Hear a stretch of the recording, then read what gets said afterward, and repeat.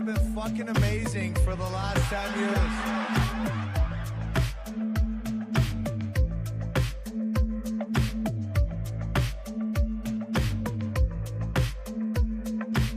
Let me start off with a Twitch feed this morning, and I got to get the whole name right. Mile High Hockey Lab.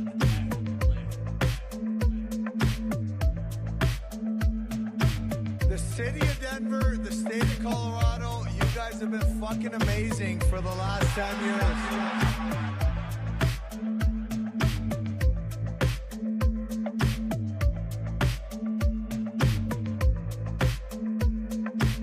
Let me start off with a Twitch feed this morning, and I got to get the whole name right. Mile High Hockey Lab.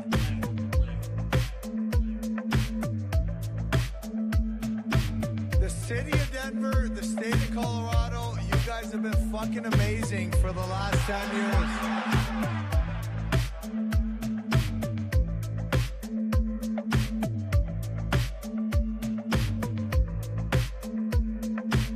Let me start off with a Twitch feed this morning, and I got to get the whole name right.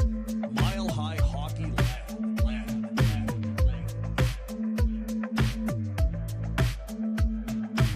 The city of Denver, the state of Colorado, you guys have been fucking amazing for the last 10 years.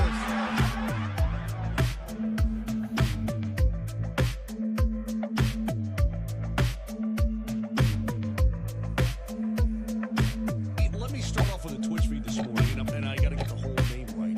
Mile High Hockey Lab.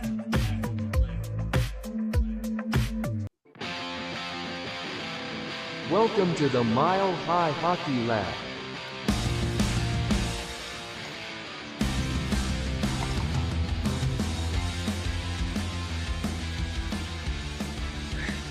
Well, hello and welcome to the Mile High Hockey Lab. My name is Adrian Hernandez and welcome to episode 100 of the Mile High Hockey Lab. Thank you folks so very much for tuning in to celebrate this occasion. If you haven't noticed, my voice is a little bit more bassy because Brennan and I have been playing the Late Night Brigade lately, and that's not going to stop us though from having this 100th episode and celebrating ourselves in style.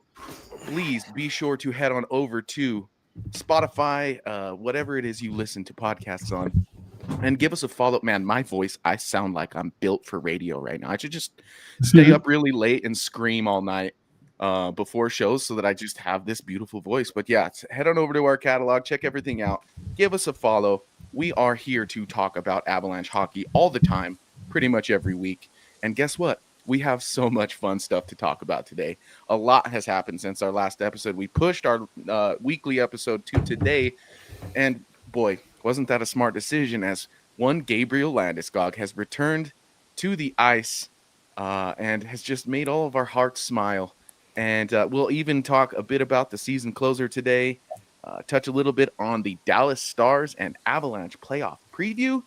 And then I have a 100 episodes boxes for my panel here that we will rip open. And a part of the show today as well are the 3 massive giveaways that we'll be doing. The first one is the biggest one, if you ask me, where we will be giving away 2 playoff tickets. So if you folks are already here, I will drop that key phrase here in about 2 minutes, and you will know what to type into our direct message box or into the live comments, which will enter you and put you on the wheel of winners. And whoever wins will be heading to an Avalanche versus Dallas Stars playoff game. Okay, Ezra, Evan, Jackie, and Brennan, thank you to the 4 of you. Let's start episode 100. Let's start with Mr. Gabe Landeskog returning to the ice. I'm going to send this one over to Evan because, Evan, you were tapped in from a distance away, but you were definitely tapped in. Tell us what your reaction was to Mr. Gabe Landeskog returning to the ice Friday night. Yeah, I know. I kind of said it on social media. I was like, that was one of the nights where I wish I was in Denver or being, just back in Colorado in general and just seeing history, really, I only watched Friday's game. I didn't get a chance to see Saturday's, busy with other work. that time. But Friday's game, that was pretty much what I expected it to be. Mm-hmm. He was a player that hadn't played in 3 years, someone who was definitely a little off course to start. I mean, you could definitely tell he was cautious with what he was doing from the start. He didn't really take contact, I think, in his first few shifts. It was then when he threw that hit on that Henderson Silverknight player that really got people going. Like, that felt good. And then he started getting more involved in the game at that point. And that's kind of really what I expected out of that. Mm-hmm. I'll admit, I was a little surprised that he played on Saturday, the following So was night. I. Yep. I definitely thought they would want to take it at least a little bit easier on that knee, but hey, if he feels good, then he feels good. Go after it, right? No one's going to stop that man except himself. So he obviously great that second night from what I saw.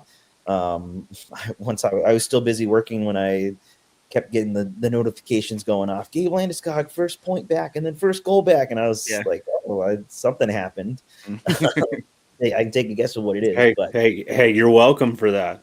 I know. Thank you, Brendan, for being there and holding down the fort for us with the new place. But yeah, it was an emotional weekend all around. I think you could kind of see that both in the stands with Gabe himself, the interviews, press conferences. I mean, that's a man who's gone through a ton to even get to this spot. It's awesome, and hopefully that trajectory keeps on going, and who knows where he'll be in the next week and a half, we'll just say. Yeah. Well, I'm glad you bring up the interview because I was also fortunate enough to get some credentials to this event along with Brennan, and I got to set my camera up as he was interviewed post-game, so I want to bring up some of that right now. And we can discuss kind of what he chats about here. Felt great. I was, I don't know if this is working or not, but I'll keep talking into it. Yeah, no, it felt great. You know, obviously some nerves going into it. And I said out there in the interview on the ice that on ice warm-up, I was trying to figure out what did I used to do again? What was my routine? But I was just trying to enjoy it too, right? Like, get out there and enjoy it, get into the game. And yeah, physically I feel great. You know, there's obviously it's the first game in a long time, so I got plenty of things to work on and get better at. But yeah, it was a lot of fun.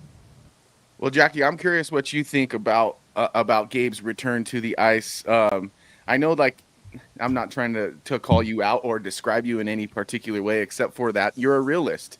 And I think going into this situation, even as the buildup was kind of happening with him returning to the ice for morning skates and some practices with the team, you kept saying, well, show me him in physical contact. Show me him playing and getting physical. Have you seen what you've needed to see, at least in terms of these AHL games, to feel like, you know, he says here he's kind of getting back into the swing of things, but are you encouraged by the physicality side of it? Well, first of all, I do like realist. That's a good one. I know that, you know, I can be labeled a pessimist, negative. That's not what it's about. It's definitely about keeping it real. Yes. Well, yes. I mean, he played a game, so naturally he was in game action, of course. It was good to see him take a couple hits, give a couple hits. I mean, it's a good first step. This is the first hurdle, playing a game. I've always said, like, a game isn't the finish line, or a game in the NHL isn't a finish line. They're all steps. Like, if he plays for the Avs, that's another big one. But it's a matter of where he's at, what can he do, is there more improvement to make? Because there's no coincidence he's decided just stop rehabbing and start playing. Like, it's not like, oh, all of a sudden, what a coincidence, he can play a game now. Like, I haven't heard him explain why now. You know, what was it that allowed you to think, okay, you know what, I'm going to try to play now? And we all figure it's because of the playoffs and that he can play without the cap implications, etc. So, I guess for me moving forward, what would I like to see more? I think just like wall battle stuff. You know, that's the nitty gritty. That's what you're going to have to do in playoff hockey. You're really going to have to be able to take that contact on the boards, the puck protection, you know, those things. I think you could see he was still a little bit uncomfortable doing Is it a matter of time? Is that something where he's going to have a limitation? We don't know yet. Like I said, for me, it is a good first step for sure. Like playing a game, that's a big milestone. But there's just a lot unknown. So we'll just see. You know, is he going to play another game with the Eagles? Is he going to come practice with the Avs for a week? So we'll see. There's a lot up in the air and a lot to be determined even in just the next week. Yep. And, I'm going to touch on you now, Brennan, because as mentioned previously, you were in the crib in Blue Arena watching the game both nights. And before I do that, though, I do want to drop our very first keyword for our playoff ticket giveaway. And here's the moment you've all been waiting for. The key phrase is Lord Stanley. And so if you want to be entered into the Wheel of Winners, give us a comment now in the live comments or a direct message on social media, and we will get you on the Wheel of Winners. But Brennan, back to the task at hand, which is talking about Gabe Landeskog's return. I wasn't able to be there last night. I was as I was a part of a music event. But tell me, was there a difference between Friday and Saturday in terms of his play, other than obviously the statistics? Well, you should have made the keyword Brad Marchand. But you'd have loved that. Anyways, come on, guys. That's been my keyword for the last month. Yeah, we know. Oh, we know. But anyways, there was a little bit of a difference between Friday and Saturday. He was a little less hesitant. I feel like you could see the fatigue a little bit though, because I mean, gosh, when was the last time you played a back-to-back round one of Stanley Cup final or Stanley Cup playoffs in 2022? Yeah, the bubble baby. Because we all bitched and complained that they were playing back-to-backs in round one. Gosh, I can't even remember. Nashville, wasn't it? Yeah. And then so the fatigue was a factor. He got beat a little bit and going around trying to catch someone on the wing, but I mean, other than that, he set up in his house on the front of the net and just a tip. And that's some stuff, man. I mean, to see that was honestly my takeaway from being there on Friday was he was definitely hesitant in period one. And there were moments where you could see him sort of favoring it a little bit, not in a way where it was in pain, but you could tell it was on the thought process during his skating. But he did mention last night in the post-game presser that he's really been focusing on the skating aspect of his game within this recovery and all aspects of skating, as he put it. So I think it's natural that when he came out on Friday that was kind of at the top of mind. And I'm glad that somebody asked him kind of like, is it sort of like riding a bike and you just kind of get back into the flow of things? And he was honest. He said, it kind of took a little while. Let's listen to another question here and see what we can get from you, Ezra, because I'm eager to see what you have to say about this. Obviously, there were times where I didn't know if that was ever going to happen. So it felt great being in the battle again and, on the bench, in the room, on the ice, all the nuances of a hockey game. Really fun being back. I can't say enough about obviously the support I felt from people all over the place and the Avs organization throughout this whole thing, but the Eagles and Martin Lind and the organization that he's run here and the fans for welcoming me with open arms. It means a lot and that's felt for sure. And that's what I want to ask you about, Ezra, is we saw in his documentary, they released a clip of him having a very emotional moment on opening night. And when he was able to get words out through the emotions, he just said, I really just don't want to let people down. I'm worried about letting people down. I don't feel very let down right now as a fan. In fact, I'm feeling very, very inspired. What is your reaction to hearing that answer there? Ezra, can you hear me? Oh, we lost him. Well, Evan, what about you? No, I think that's just, I kind of mentioned it earlier of I figured that was just going to be the case. It's going to take some time for him to get going, get a feel for the game again. Right. And that was obviously noticeable for sure. obviously, like we said, we got better in the second game, and it's, as Jackie said, it's another step in the right direction. Right. Ultimately, I mean, the end goal would obviously be, I would hope anyway, to play at a high competitive level, at the NHL now. But there's still just so many more steps to take, and you have to be wary of this because no one's ever done this before in the Yeah. NHL level. We have to remember that. So it's great that he's at least gotten a couple under his belt. Would you want to say, would we call him that he's back, like, officially, Yeah. or not until he's with the team, like the actual top team Avalanche? I'm not sure. Yeah. Well, I mean, sure, Go at ahead, this Jackie. point, it'd be hard to see him not play for the Avs at all. Like, it'd be I agree. surprising. He made it through 2 games back to back. It'd be pretty surprising if something made him think that, like, he can't do it, or at least try the NHL. So, Mhm. I mean, yes and no. You do want it to be quote unquote official, like he's officially playing, but I guess would I say that, like, written official? No, but in our minds, I think we could say that. But for me, like I said, I don't consider that the finish line though. Playing a game or a couple games, like, we need to see what it means. Mhm. So to me, that's why it's not the finish line. But could you say, like, Landeskog is an Av again or whatever? I think it's fair to say at this point. Yeah, Yes. and I'm glad you bring that up, Jackie, because while we were in the scrum, I felt like it was my first go around, so I just wanted to kind of fly on the wall. I didn't get a question in, and that was cool with me. But what my question was going to be was along those lines, like, when will he feel like I did it? I'm back. I don't feel like maybe Friday was the night. I think Saturday he probably got a little bit more of a taste of that, being a part of a close game, a part of a comeback, a part of a tying goal. And I think those are the little things that get you back into a game, back into hockey. But I agree with you. I don't know when he'll feel like he did it. I do think probably personally for him, and this is all speculation, I don't have any information, but it will be when he comes back in the playoffs. And as of right now, I don't have any reason to think he won't.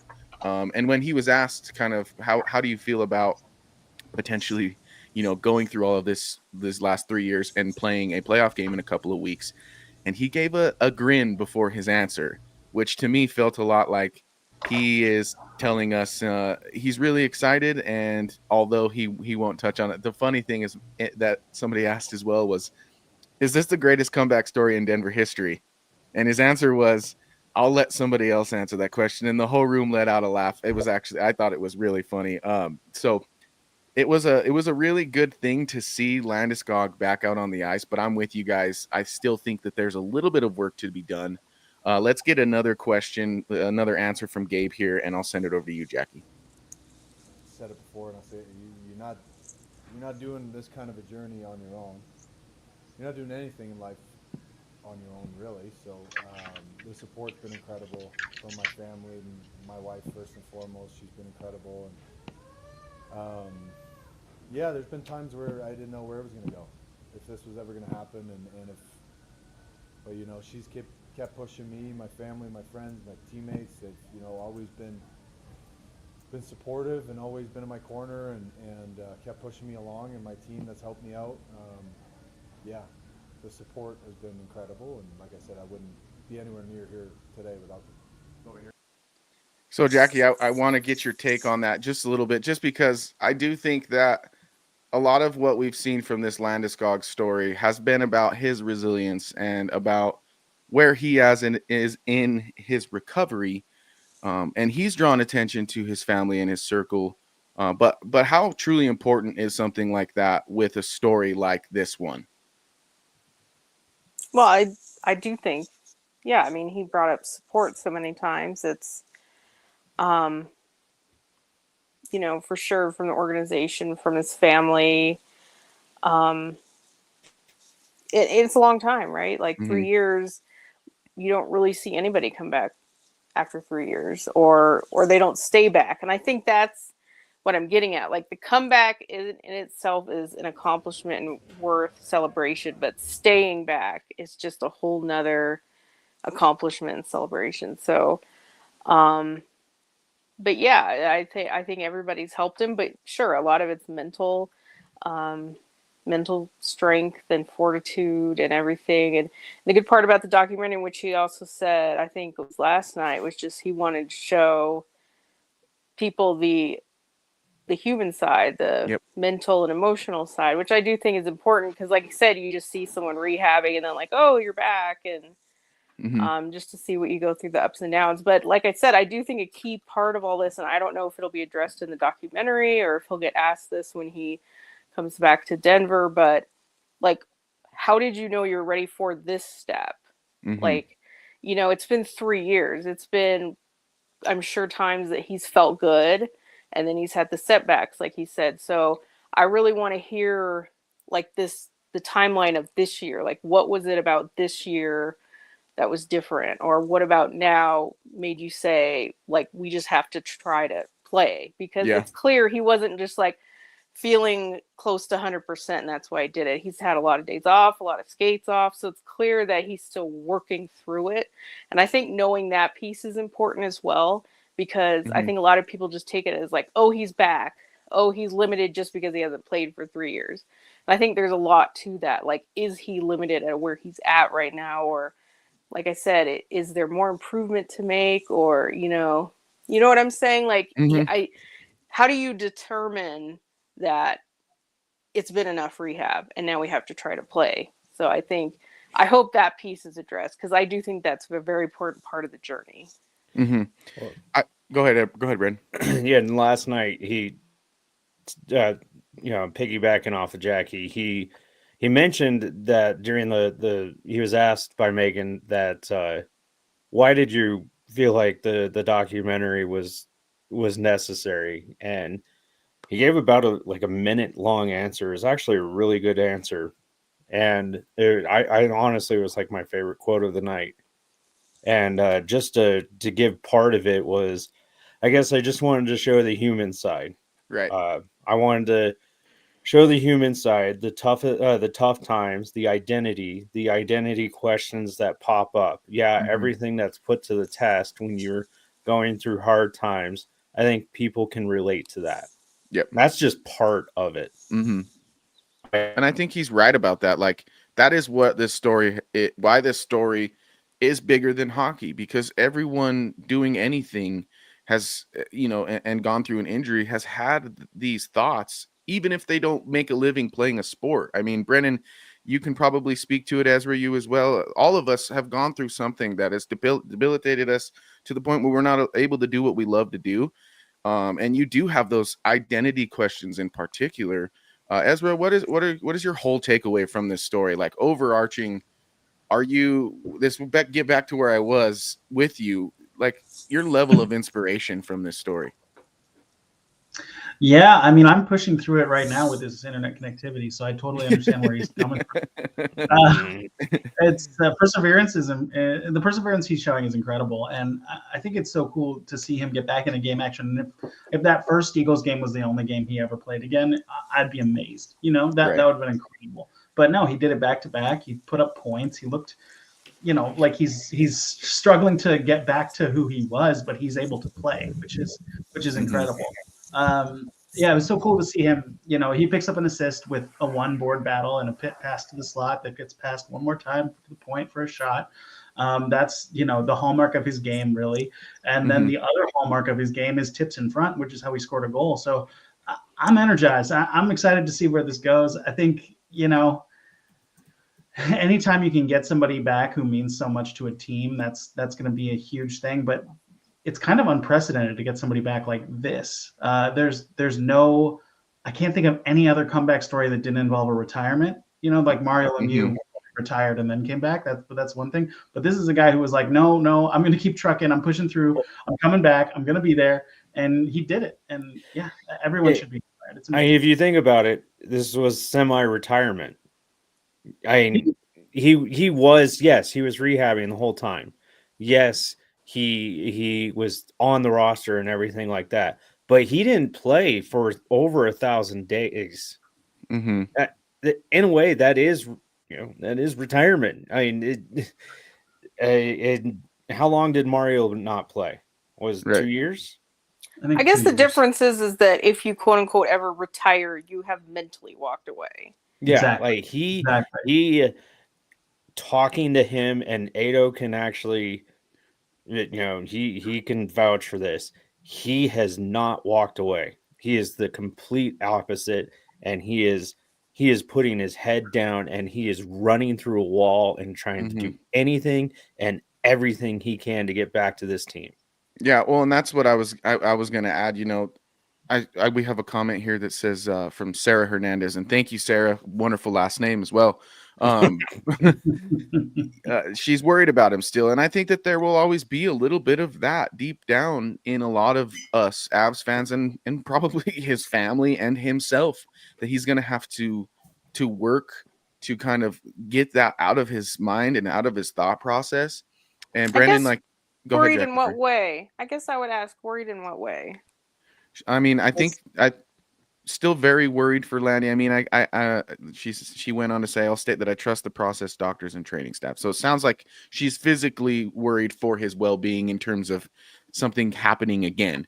And I won't lie, like when I rolled up to the arena on Friday, part of me was super duper excited, most of me, but there was a little piece of me that was like, man, this could also be the place where it all ends tonight, because if something happens tonight, I don't think anything comes back in the future. And so there was almost that, and I feel like that tension was palpable in the arena from everyone there. It was kind of like, I'm excited, but also like, be careful. It's like watching your kid who's an extreme athlete go for his half pipe run, and he might be really good at what he does, but there's still a level of danger and a little bit of worry. So I was excited that after the first period or so, it did feel like he opened up a little bit physically, and was a little bit more about the attention to the game. And in game two, he even spoke about in the press conference of how it was nice to be a part of a game where he had to work to get the team and help the team get back. I brought up this Schneekloth interview as well that came after the game on Friday, because my question for him was about, and actually I think you'll hear me ask, was about Landy's vocal leadership, and if he was still bringing that to the table down with the Eagles like we know him to do with the Avs. And here's the answer. So he looked a little bit more calm and poised. Coach Gabe is known as a pretty vocal leader in his time with the Colorado Avalanche. Did you get a taste of that tonight, or was he more of a fly on the wall, kind of letting the guys who are usually vocal leaders in your club do the talking? Yeah, well, he was vocal on the bench, especially, some critical times in the period. Hey, there's this much time left. Make sure we get pucks out, get pucks in, have a good third forward, keep tracking. So he was vocal, like he was encouraging to the players on the bench, and he kept himself engaged. Which to me, man, that's such a huge thing, because a part of Gabe coming back isn't just what he does on the ice, especially in particular for the Colorado Avalanche. I think that there's plenty of vocal leaders with the Eagles. They're a great team. Watching them was so much fun. They're going to be a tough out in the AHL playoffs. I think that they're pretty well rounded in terms of their leadership. The Avalanche, on the other hand, I think that they could use another vocal leader. I think that's a part of why Eric Johnson was brought in. So I think seeing and getting that reassurance from coach gives me hope, knowing that some things about Gabe just won't go away. His knee might not work the same, but his attitude and his perspective might be better now than it has ever been. My brother told me before I headed out to the game, he said, you're getting a rookie captain in terms of perspective. You're getting a captain who had everything taken from him and knows just how important all of it is, all of the little details. Even Gabe talked about going into the meal room and eating with the guys, and just the little things about game days and the process that he gets back. And I think that is gonna breathe life into the Avalanche locker room, who we saw Mikko Rantanen get traded because it's gone stale. And I think that there is a little bit of buyback. Jackie, when EJ was brought back in and we started to get vibes of Landeskog coming back, I asked you, I said, have you been given anything emotionally to kind of like buy back into this team? Because you took the trades, specifically of Callum Ritchie, pretty hard. Are you there yet? Does this Landeskog moment move your needle a little? No. All right, fine. Well, guess Um, what? Then my white envelope in the box for you is perfect. So let that be a hint for that. because it's temporary. Well, Yeah. EJ's temporary. You know, like I said, there's so much up in the air about Landy, right? Mhm. And I'm not gonna. I definitely had an emotional. I mean, I watched him play the game. I Mhm. definitely, of course, you can't watch that and know the struggles and know how much he meant to the organization and not feel anything. But like I said, I just, um, the whole like pinning it all on like he's back and this is great, and I you might be setting yourself up a little bit there. I agree with the off ice stuff for Yeah. sure. I think that's a big part, or on the bench kind of stuff, in the room stuff. That's big too. Yeah. But the whole thing about my feelings on this team is that it's a temporary team. Mm. The whole team is temporary. I know what you mean. So Yeah. I to get buy you. into that, it's not going to change. Like they need to build a team back, in to me. Mm-hmm. So I just cannot wait for your box now. This is gonna be you are setting it up on an absolute tee. But before we get to our next segment, we'll touch on Landeskog throughout the show. I have a feeling, so we'll move on. But I do want to spin the wheel of winners the first time. We only had 5 entries, and there's 2 S Hernandez. I gotta fix that. Hold on. You all right over there, Brennan? Brennan, are you okay? Episode 100 is not without its follies, but it looks like we have 4 entries, which, my goodness, guys, we're giving away playoff tickets. Is anybody there? Knock, knock. Anybody there? But let's spin Yeah, the wheel. 600 people watching. Nobody's signing up for free tickets. Yeah, That's great. like, do you guys know how much those cost now? These are playoff tickets. Round 1 playoff tickets against Dallas Stars and Mikko Rantanen. Like, let's get it cracking. I'm going to give them some more time, actually, because I feel like that's just going to make me mad if we pick from 4 people. So what's that? Sorry to those 4 people. Yeah, they just had a 25% chance, dude. Come on. Your odds are getting worse and worse by the second. I just want to give some people more time. But let's move on to our second segment anyway, which was the season closer, and kind of how the regular season ended for the Avalanche. This might be the first time in a long time that I felt like it was pretty damn obvious that they completely packed it in with like 3 games left. Ezra, you're nodding along. What do you think? Yeah, I mean, God, it's been hard to watch. I don't know if anybody read my Friday Feels, because I think everybody's feeling the same way. But I basically was like, why am I writing this column if they're not going to win games? But Yeah. And I had made a commitment to predict wins to the end of the season in that column, and I'm like, I didn't factor in the fact that they would just not care about winning. But I get it. I'm all for protecting players' health and letting people rest up for the playoffs. I understand it. It's just hard to watch.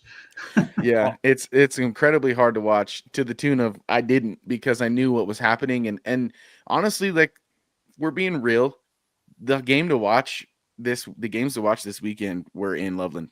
And I think that was shown. I mean, they had 120,000 live viewers watching, which is a huge record. And Brendan, you tweeted out, it's like 6 times the amount of the capacity that Ball Arena has, was watching that broadcast. So that's pretty incredible. Like the guys who were injured and resting were there, weren't they? Yeah, exactly. Yeah. So Friday night, it was Taze, Manson, McKinnon, McCarr, and Cogliano. Cogs. Well, Cogs is Cogliano. Well, yeah, Cogs we're not going to dismiss Cogliano. No. I'm just saying Cogs is always there. I know. Yeah, but he's the entirety of their quote unquote development staff. Yeah, he's always there. I see him there all the time. But well, we also got to see like Kale watching his brother, which I got a kick out of. He was there also Saturday. Yeah, there was a moment where Taylor was taking a couple shots behind the net after the whistle, because he was up in the goalie's biz. Good job.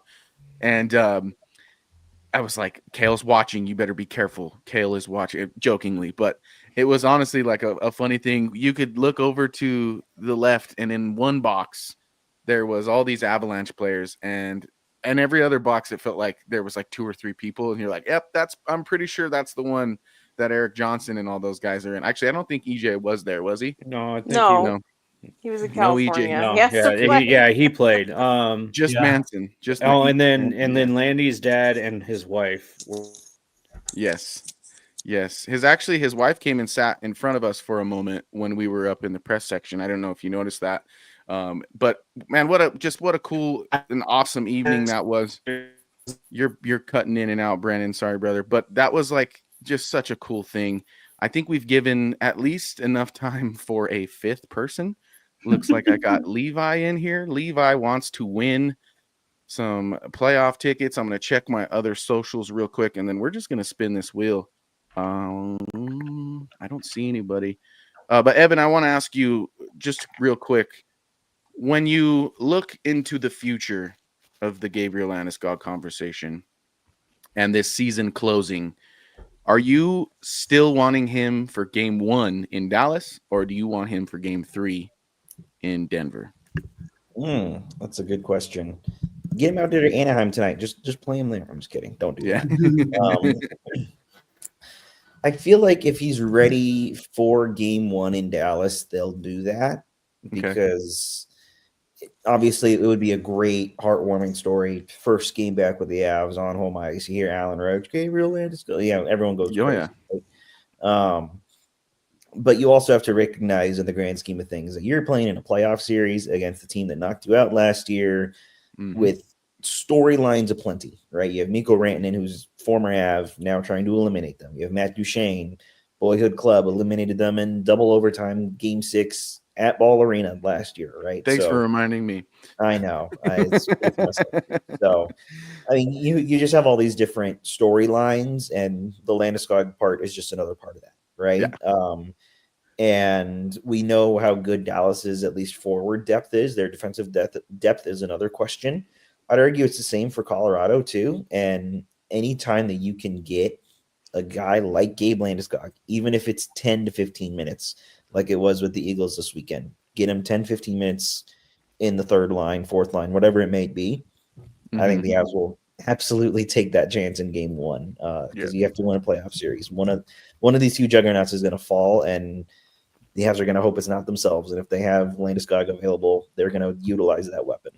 I feel like for me, if they feel like he's going to play regularly, play him in game 1.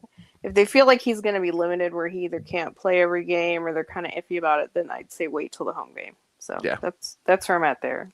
Okay. You agree with that? Is that what you said, Ezra? I'm sorry. Yep, completely agree. Yeah. I'm right there with you guys. I think you have to weigh the risk and the reward just like anything else. And also, like, I'm not trying to diminish what he's done because I mean, scoring last night, all the things he's done are pretty incredible. He still has to earn his way onto this lineup. I mean, this isn't a lineup that's short on centermen, or wingers right now, which is awesome. So we got this thing ready. Levi, you were late, but guess what, my friend? I gave you the chance. You were not a part of the original 4. I like that. We're going to keep that rolling, the original 4. But let's spin this wheel and let's give away 2 playoff tickets.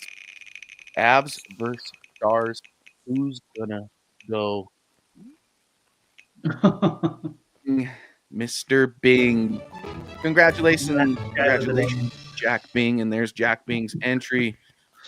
I will reach out to you. Be sure to comment here if you'd like your email address, or go on to X and shoot me a direct message at AdoHernandez27 and give me your email address.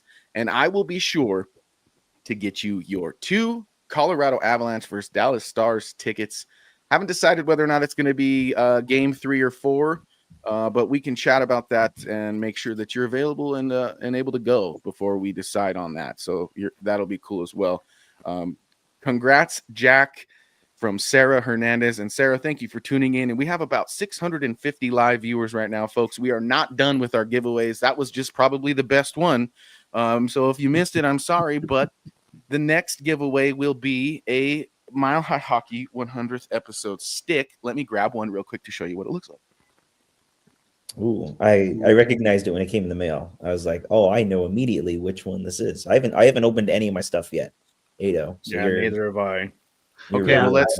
haven't either. That's okay. This will be the reveal of the stick. You guys all have one of these, so you'll be pumped. Ooh, Mile Oh, High that's very cool. cool. episodes 100. So this is what is on the line right now in our next giveaway, and the key phrase is "Good Stick Lecky." I think that's a pretty nifty key phrase for this one. So if you want to win a 100 episodes Mile High Hockey Lab mini stick, enter Good Stick Lecky into our comments and into our direct messages right now.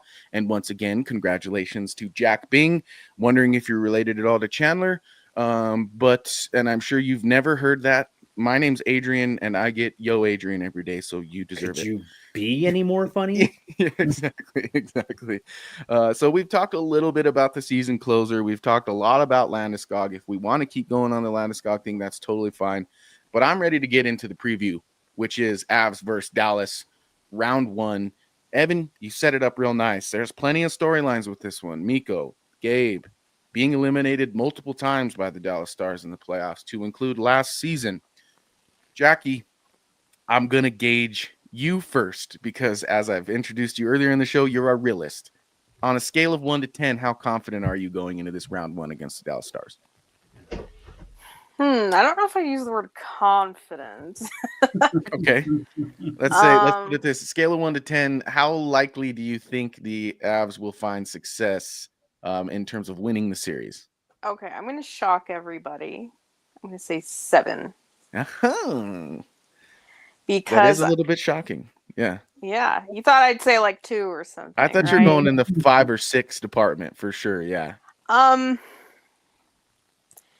Because I think it sets up that for them to slay the dragon. I think there's too many things here. The Pete DeBoer thing is another one. That's true. He's beat them with 3 different teams. No joke. Obviously the Mikko, the Duchesne thing. I just think it sets up. I do think the Avs will have enough going for them to win a round. I still don't think they're a contender. I know. I'm sorry. Clutch the pearl. I'll give you all a second to clutch the pearls. Clutch them. I still don't think they're contenders. Do I think that they can get it together and have a big emotional win a round, slay the dragon, come out on top of a lot of these storylines? Yes. We know it's going to be tough. Dallas brings a lot of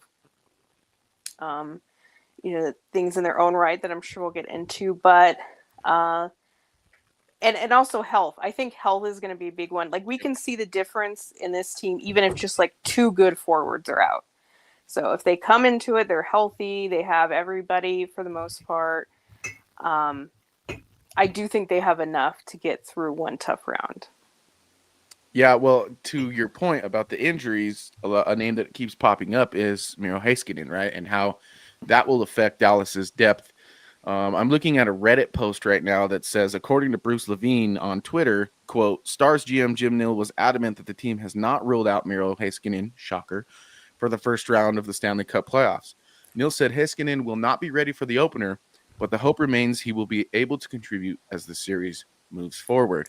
So that sounds like the Avs better get while the getting's good in game 1 or possibly game 2 if, in fact, Miro Heiskanen does not grace the ice in those games. But, Evan, what are your thoughts on that? We talked what was it, a couple weeks ago about this Miro Heiskanen thing when they said it's entirely possible he doesn't play in the first round. We all kind of called BS. Is that still where you're at? It is. It's yeah. I mean, that Reddit post, I think, helps cement that, right? And that's kind of what I said earlier too, was like both of these teams have really good forward depth. I think that's something that Colorado definitely improved on. Mm-hmm. But neither of them, I would say, have great defensive depth, right. Especially if Hiskinen's out, especially at least if you're from an Avalanche perspective, if you have to play Keaton Middleton, as nice as a story that's been, I'd prefer if he didn't play in the playoffs. Right. You watch your mouth. But there's been enough clips. Also. Yeah, I prefer that also. I don't care. I love Mitzi. I mean, if he plays in one, that already makes him better than McDermott. So, yeah, I mean, he's already won there. Doesn't McDermott have a playoff goal? Not for the Avs. Yeah, I thought he did. I can't remember. No way, Jose. He played exactly 0 playoff games for the Avs. That's right. In his Worked on the career. press box. Yeah. But I think here, I guess if I just want to give, I'll give a very just like based prediction here. Like, if this series goes past 5 games, I don't like the Avs' chances because they don't like to clinch on home ice. Game 6 will be on home ice. And then we all know the dreaded Game 7 stuff that the Avalanche haven't won. What if they just slay them all? What if they just get them all? If they slay them all, then great. But I'm just saying, personally speaking, I don't love the chances if they don't finish it in 4 or 5 games. Well, and Pete DeBoer's chances of Game 7 too. Yeah, well, and I mean, I hate bringing this up, but it's the truth. Nathan McKinnon's never won a game 7. So neither has Bednar. Yeah. So we kind of we don't like Game 7s, at least until we do, possibly. But Evan, I want to get back to you on that. Your number 1 through 10 confidence in round 1. As I say, Jackie and I have kind of switched. I'd be at a 7. I'm more at like I guess 5, right in the middle. Okay. It's like right in the middle. It's just so 50-50. You can go either way. Like, gotcha. Ugh, I don't like it. We could talk about the playoff format and how it's screwy, and you get the Kings and Oilers for the 4th year in a row. You have to have one of the Stars or Avs fall in the first round, and they're 2 of the top teams in the entire league. Like, it just doesn't work out, of course. But that's the something Central is brutal, huh? Oh my goodness! The path to the final, to the Western Conference Final or the Stanley Cup Final is brutal for the Avalanche. But if you get there, I mean, you should have all the proof you need to feel like you're a team that can win it. I do want to bring up, let's see, Levi brought a question to the table. We don't often get questions to the panel, so let's talk about it. Levi says, who do you think are the contenders, Jackie, and why don't you see the Avs in that group? Oh, boy. Careful what you wish for, Levi. No, trust me. I know we want a brief answer here. The Avs aren't contenders because of this cobbled together team. And that's just the truth. And people say, well, Vegas bought their championship. Vegas dressed 35 players when they won a championship. Florida dressed 30. They each added like 2 players during the season. So just because their teams are comprised a lot of veterans that they added, that's fine. That's what the Avs did when they won. That's not the problem. The problem is that they have 13 players on the team that didn't even attend training camp. So when you say that it's important to set a foundation, your culture, everything, just everything that I believe in, they've done the opposite. Gotcha. So, and who is, I mean... let me answer. Like Can Florida, I answer for you? Can I guess what you're going to Winnipeg, say? Vegas. You're going to say, who's got an influx of young talent and that's scoring? Yeah, exactly. The real contenders are the ones that, I mean, Dorofeyev has scored 30 goals for Vegas. Yeah. Anton Lindell for Florida was 4th in scoring in the playoffs. Like, these things matter. Look at the young players on Dallas. Look at Matthew Nyes on Toronto. Like, these things matter, and they matter for teams that are winning right now. So that's another thing. The Avs lack that. Just, they don't have, and I don't think the pieces they brought in are as mind-blowing as they think. Yeah. I think it's a big deal to not have Mikko. I think it's a big deal to not have Byram. I think it's a big deal to be missing a lot of these other things. And I just don't think that because you bought a bunch of guys at the deadline that you've solved the problems. Yeah. Yeah. So, I mean, that's where I'm at. Gabe is going to dedicate this cup to Jackie, Peterman. And we don't know that answer either. Yeah. Like, we all hope it's everything great and he's just going to play every game. But you have to also account for what if he can't play? Yeah. And that is also could be a blow to them. It could be a distraction. It could be something like, well, here's morning skate. Where's Gabe? What happened? And it's going to be like, it's going to blow up, right? If you expect him there and he's played and played and played and then he's suddenly not there, it's going to be a huge distraction. Well, that was like my thing with Friday was like, "Oh, this is awesome, but let's see what happens on Saturday." Because if on Saturday he doesn't play, all of the questions will be brought back up. I know it was a back to back, and some people would have been like, "Yeah, no big deal. It's just another game." But for me, the question was always, "How's he going to feel tomorrow, and the next day, and the next day?" Because as we all know, as people who follow the game, it's wear and tear over a period of time. It's not just in one night. So we'll see how it goes. Nothing is more wearful and tearful than playoff hockey, especially against a team like Dallas, who is not afraid to lean on you, not even a little bit. So who knows? I mean, maybe we will get some Keaton potatoes in game one, just to be out there to protect Gabe. Jackie, I know you love that one. I mean, yeah, go for it. If you're gonna promise fireworks, then do it. Well, Brennan, touching back on your experience at Blue Arena, I know that you had yourself some late nights, but from your perspective, I kept looking over at you on Friday and saying, "What do you think? What do you think?" And you were like, "Yeah, kind of up in the air still." Are you solidified now as the weekend has come and gone on how you feel with the Gabe situation? Oh, he's frozen.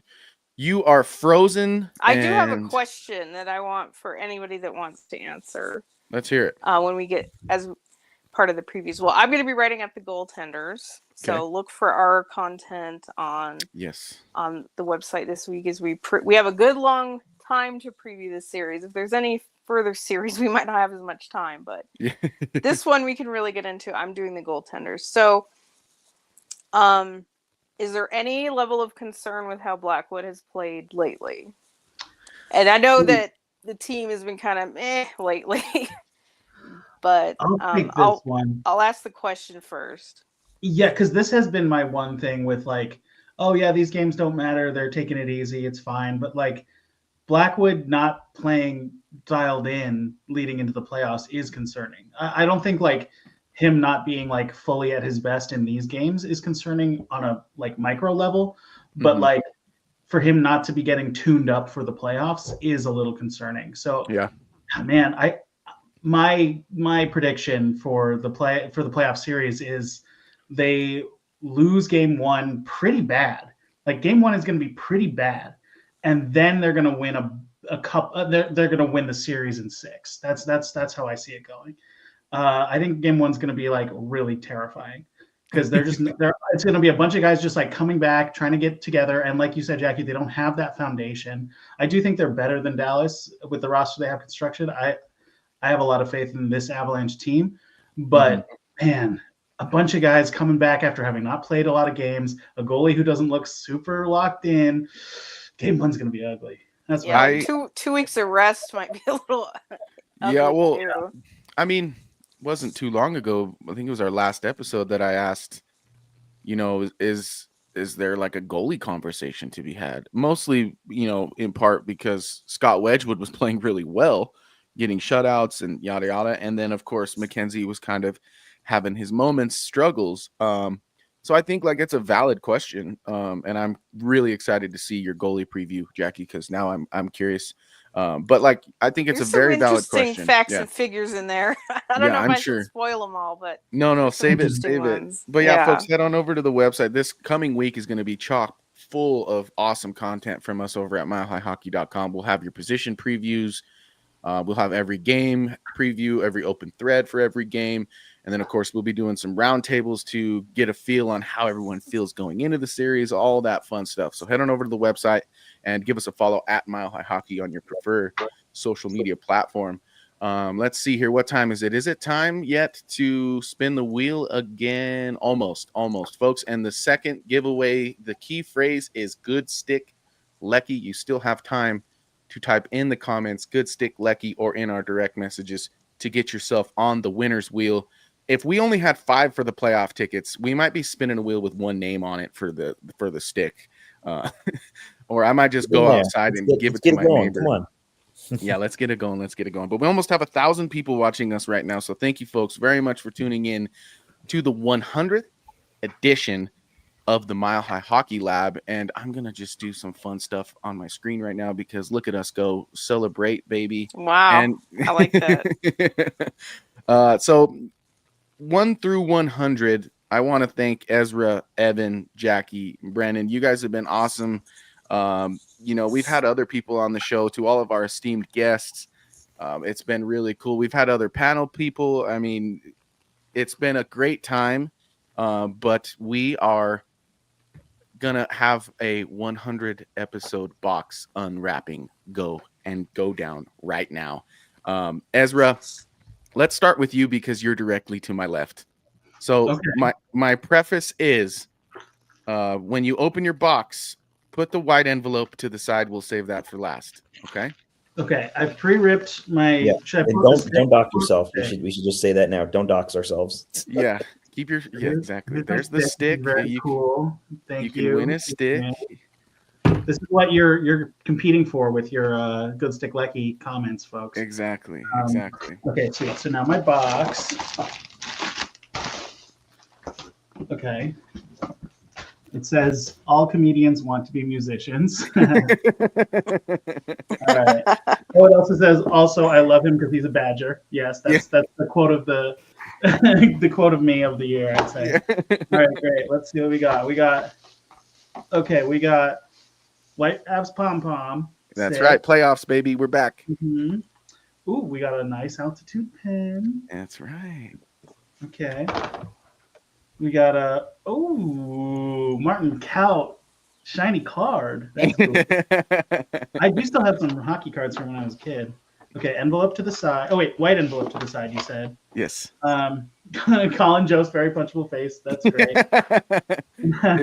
If you read the back, it says, if you're a comedian, you need to know how to take a hit. And I was like, well, Ezra is a hockey player and a comedian, so I think he's got that down pretty well. Wonderful. Thank you so much. You're and then very I've got this welcome. gray card. Should I open this one? That one you can read privately. It's just a thank you from me. Yes. Thank you. So let's get that white envelope now. White envelope. Yes. Now let's open that. Okay. Tell me what it says.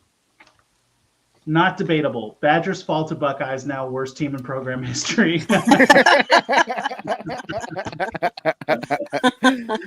can't be all sunshine and rainbows. It can't be all sunshine and rainbows on episode 100. So thank you, Ezra.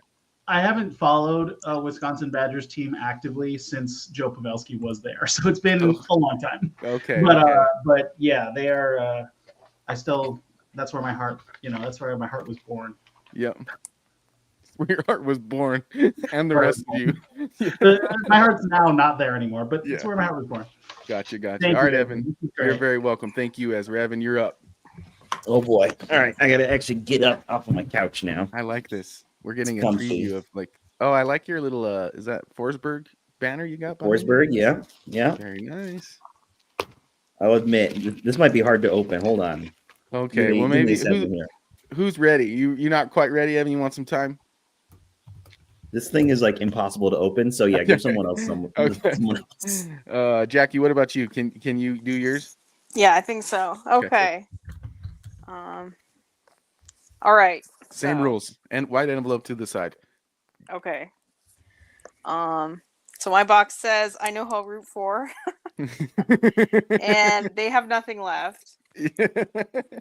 All right. So I too have the beautiful pom-pom. Nice.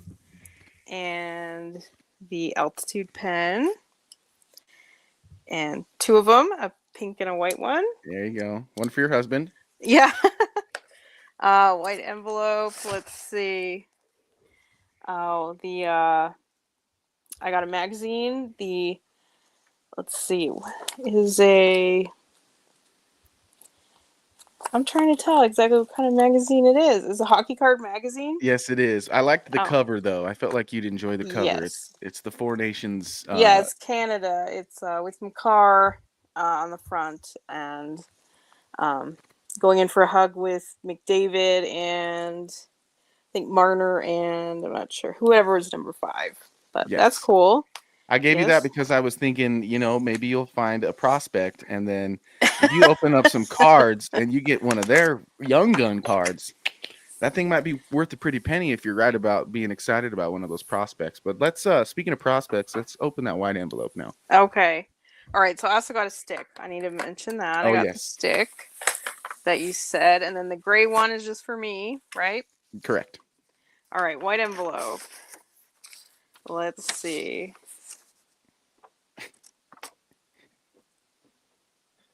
You could read it, please. Here's a list of the players who are under 25 years old at the time they were traded by the Colorado Avalanche going back to 2010. I focused on notable trades and confirmed ages. Ryan O'Reilly, Jake Chelios. I actually don't even remember that guy. Michael Scarbosa, Bowen Byram, Jeremy Hansel, Callum Ritchie, William Zellers, Niels Jinthrop. Yep. I think that was their fake player they had. The one they made up. This list covers significant trades, the present, some earlier trades, following prospects their lists, documented in detail. I think I could come up with a few more. I knew you were going to say that. I was going to say, I used artificial intelligence to come up with this list for me, and I'm pretty sure Jackie could expand on it, which is hilarious. So, Jackie, thank you very much for your participation in our show.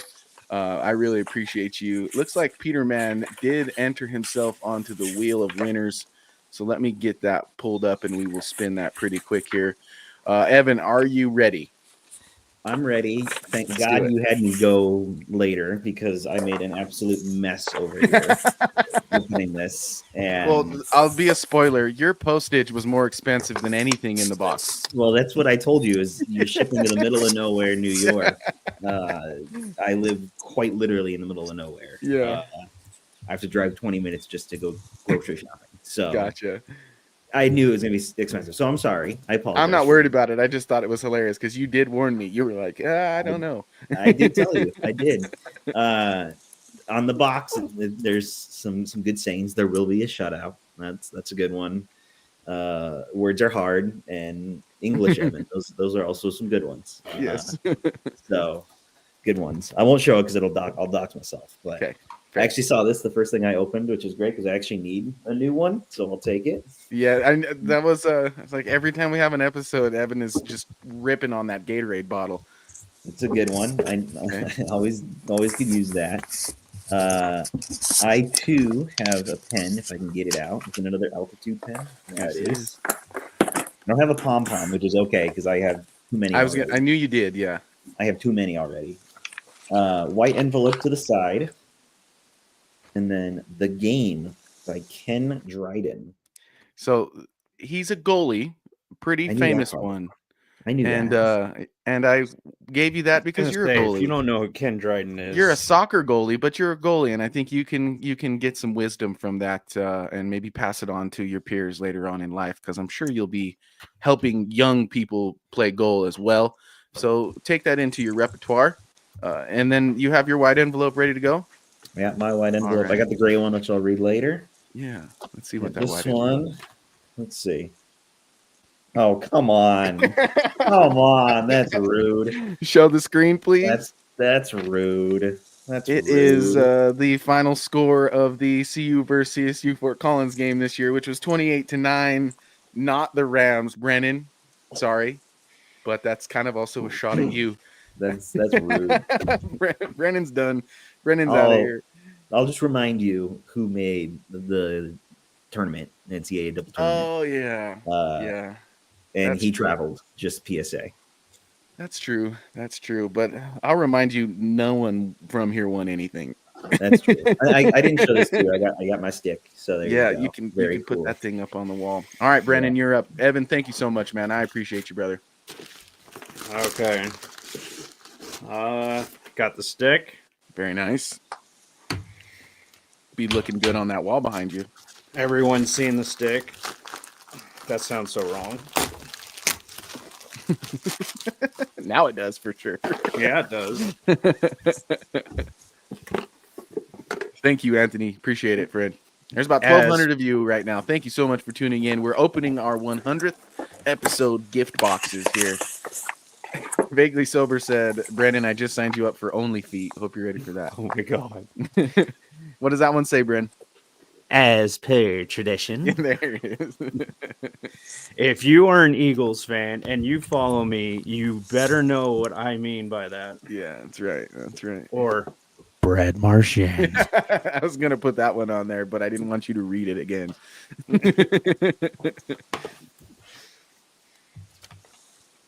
All right, what we got in there? White envelope to the side, unless you want to be a spoiler.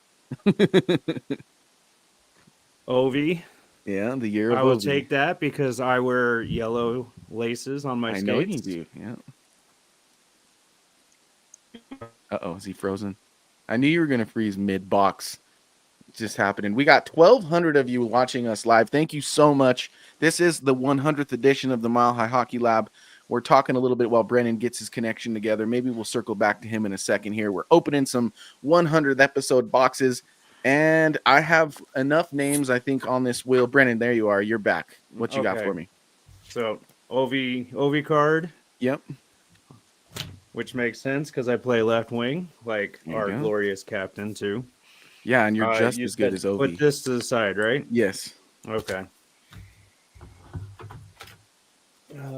Or is it this one? Both of them. You can open the gray one while you're by yourself. Yeah. While I'm by myself. That sounded weird. Maybe just like another time. Yeah, while your wife's Ado, not in I didn't the know room. you liked me like that.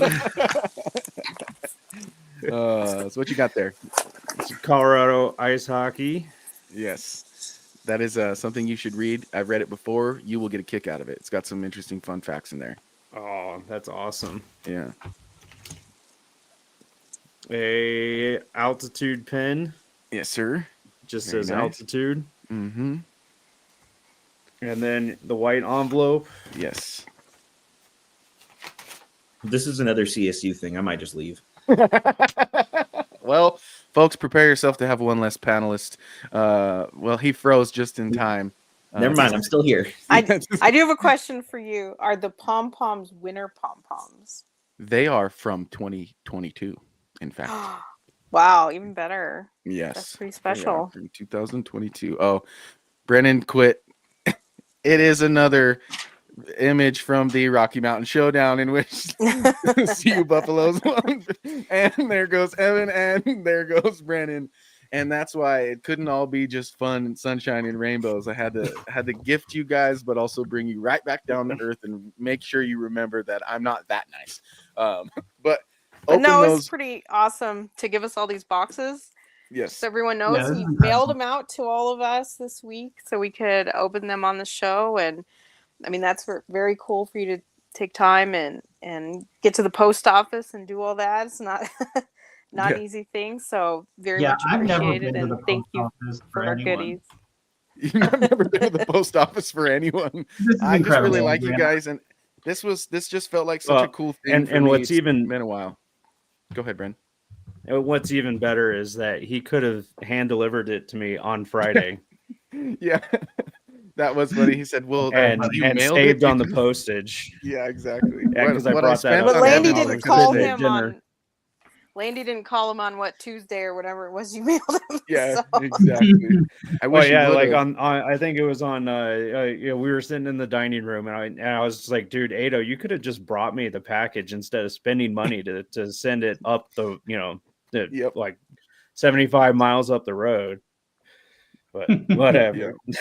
Well, thank you to the four of you and to everyone who's ever been on the program. I just think it's really cool. Look at this is something my son maybe. Let me grab it. This one says, happy 100 Aw. episodes, Mile High Hockey. Love you, Dad. And it's got his cute little handprints on there. So Oh, that's very sweet. That's great. I'm going to take credit for telling him to do that. well, he is my real baby, but this show is kind of my baby as well. And so to get to 100 episodes with the likes of you folks is just really, really cool. Anthony, I'm putting you on the wheel. Vaguely sober, you've been put on the wheel as well. And we're going to spin that thing to see who's winning their own 100 episode Mile High Hockey mini stick. Let me bring up the wheel right meow. So thank you guys. When you open those gray envelopes, just know that don't spend it all in one place, although you might not have a choice because it's not very much. I was gonna say I'm looking at the places that are on offer here, and they Yeah. legitimately all might be like over an hour away from me. I'm not even. So I should have put a gas card in there with yours, is what you're really saying. I would have loved that. Now I know that if you need to gift Evan anything, it needs to be a gas card. All right, let's bring this wheel up real quick, and we will spin that thing one more time. Get Brandon back in here. All right. Let's see who is winning themselves a mini stick. And I will, if you want to email me on the email that I actually put in the comments already, I will be sure that you get it. Jack, you can't win this one again, even though you are on the wheel. You're on the wheel for aesthetics. Bobby Valentine. Love that name, by the way. Bobby Valentine, you have won a 100 episodes Mile High Hockey mini stick. Like I said, send me an email and we will be sure you get your hands on that. Ezra is waving one around right now. It's pretty cool. It works. I tried one out with my son. We were shooting socks into laundry baskets, and it's pro grade. Let's just put it that way. Pro knee hockey grade level stick. All right. So that kind of just leaves us with one last thing to touch on, which is our bold predictions, which we do every single week. Ezra, I don't think I got one from you last week, unless I didn't write it down. Am I stupid? I thought I gave one, but I don't remember what it was. So You know what? Since you don't remember, and neither do I think I'm just going to make you wrong. Unless we can go back in time and find out. We'll see about that. No, that's fine. Jackie, you said that Cale Makar would get his 30th goal against the Blackhawks. I don't think it So happened. close. No, then, he got one that night and one the next. It was close, Gotcha. but no. Gotcha. Okay. I said that the Avalanche would beat the Blues 4-0. For a moment, it looked like the Avs would get beat 4-0. But yeah, so I was wrong. We'll just put it that way. And we'll move on as quickly as humanly possible. Evan Lehkonen had 3 points this week. My dude is on the schneid of all schneids right now. And that hasn't. But I do get a season-long ding, don't I? Yes, you do, because you said that the Penguins would miss the playoffs. And, maybe Crosby should have listened to our show, like episode 40, and when you predicted that, and he could have made a wiser decision at the trade deadline. Could have saved the Avs a lot, too. Yeah, exactly. I'm just telling you, man, Pittsburgh's fallen off. It's just kind of how it is. And I think I also saw this crazy stat. It's the first time ever the Rangers, Penguins, and Bruins have not, at least one of them has made the playoffs every single year. This year, they did not. That is crazy. Well, and isn't it? It's the first time ever that the Wings and the Bruins haven't made the playoffs since '67. That's pretty nice. wild.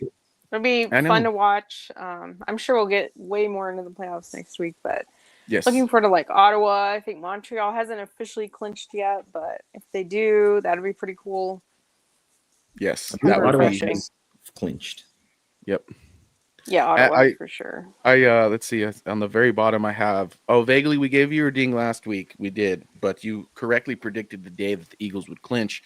If you could have predicted that day, the day that Landeskog would score a goal for the Colorado Eagles, that would have been a way more impressive thing, and we might have just gave you the whole show. But that was the bold predictions. Oh boy, we need a Miles Wood update. I know we were close. Yeah. Are we all over? We're all I'm busted trying to now. see. Did he play enough since? I know last time we talked, it was close. The Miles Wood minutes full.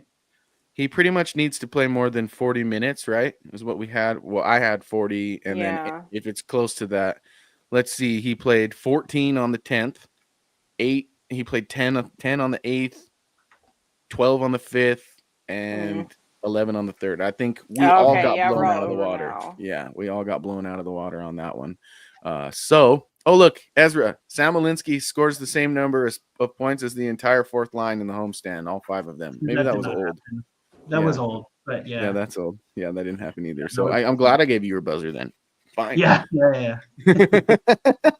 All I right, do well, get a let's. season-long one though, assuming do you? Nikolai Kovalenko doesn't score 3 points in the next however many games San Jose has left.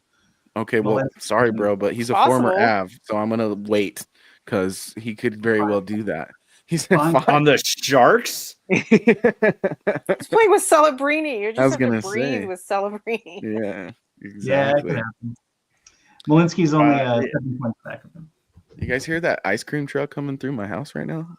Listen to that. Oh, Coming through your I house? That's not doubt good. I'm gonna get my season long. Oh yeah, your season-long prediction was that Gabe would come back and score 15 goals. Is that what you right?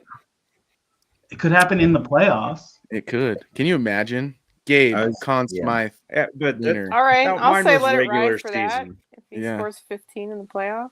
Let's let it ride, baby. Yeah. Brandon, I love that. Well, Vaguely Sober says, I do hear it. Get me a snow cone. Oh, that's great. Well, we almost have 1,300 live viewers tuned in to our 100th edition of the Mile High Hockey Lab. Thank you, folks, so very much. We just did hit 1,300. Please head on over to your preferred social media platform and give us a follow. Head on over to the website, milehighhockey.com, where we have a bunch of playoff material coming your way in the next week or so, to include position previews, game previews, roundtables, all the things you might need heading into round one against the Dallas Stars. And we're sending someone to round one of the Avs and Dallas Stars game via our first giveaway. We just gave away a stick. And for our third giveaway, I have in store for you folks your very own 100th episode gift box. So the gift boxes you saw our esteemed panelists open today, you'll get one of a similar vibe, I guess you could say. So be entering the key phrase now, which is sin bin. That is key phrase sin bin. And I just thought about a penalty box, box, Brad penalty Marchand. Box, sin bin.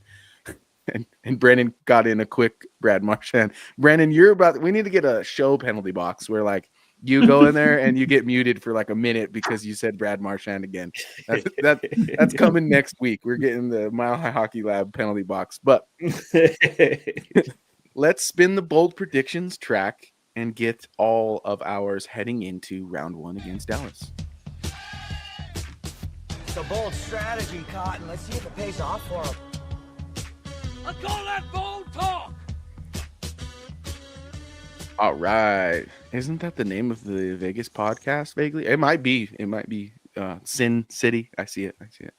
Well, let's start with ladies first. Jackie, what you got for us? All right, I got one. I'm going to give everybody a reason to actually watch this game tonight. The game that we haven't talked about at all. Right. Which Against game? The Ducks on ESPN, in case anybody forgot. 8 o'clock Mountain Time. All right. I'm going to say that somebody who was in the AHL this season will score a goal, and one of the assists will also be somebody that touched the AHL this season. So this could include Middleton. This could include all the dudes they just called up. Okay. So I'm trying to think if anybody else is eligible, like BC or any of the fodder. I don't know, but any of them, if they have played a game in the AHL this season, that includes if Landeskog magically shows up. Can you imagine? He would count too.